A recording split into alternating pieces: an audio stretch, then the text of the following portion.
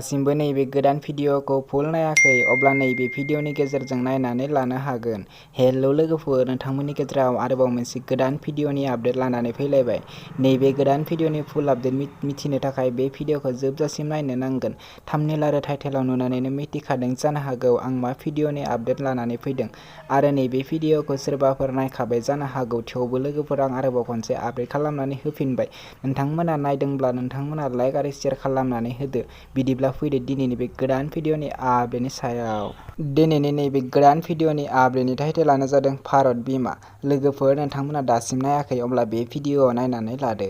नैबे भिडिअनि कास्टआनो जादों प्रभा नार्जारि आरो नैबे भिडिअनि डान्सारफोरानो जादों बिसुमुरि रंजालि हारिमु आफाद। लोगोफोर, नैबे भिडिअखौ बिथांमोना अलरेडि फुल आपल'ड खालामनानै होबाय। नैबे भिडिअनि मेथाइखौ रोजाबदों पुर्निमा बसुमतारी आरो बे भिडिअआ जोबोरैनो मोजां जादों। बे भिडिअनि प्रडिउसारानो जादों पुर्निमा बसुमतारी।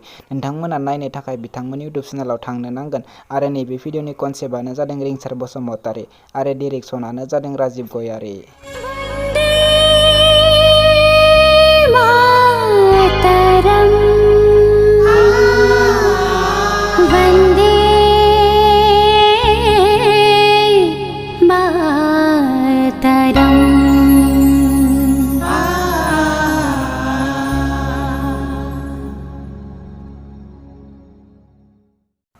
बे फुल भिडिअखौ नायनो थाखाय बिथांमोननि इउटुब चेनेलाव थांनो नांगोन। बिथांमोननि इउटुब चेनेलनि मुङानो जादों हिट्स अफ पुर्निमा।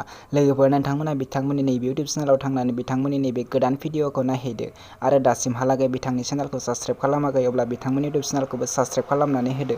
बिदिब्ला लोगोफोर, दिनैनि बे गोदान भिडिअनि गुसुं आपडेटआ बेनोसै। आंनि चेनेलखौ दासिमहालागै साबस्क्राइब खालामाखै अब्ला आंनि चेनेलखौबो साबस्क्राइब खालामनानै होदो। बेफोरबायदि गोदान गोदान भिडिअनि आपडेट नोंथांमोना मोनबाय थानो थाखाय लोगोफोर, बयनिसिमबो सिगांग्रो इन्डिपेन्डेन्स डेनि बयनिसिमबो आंनि अननाय सिबिनायखौ बावहरग्रोनाय थाबाय। बिदिब्ला लोगोफोर, बे गोदान भिडिअनि गुसुं आपडेटआ बेनोसै। नेक्स्ट भिडिअनि आपडेटखौ नोंथांमोननि गेजेराव थाबैनो लानानै फैफिनगोन।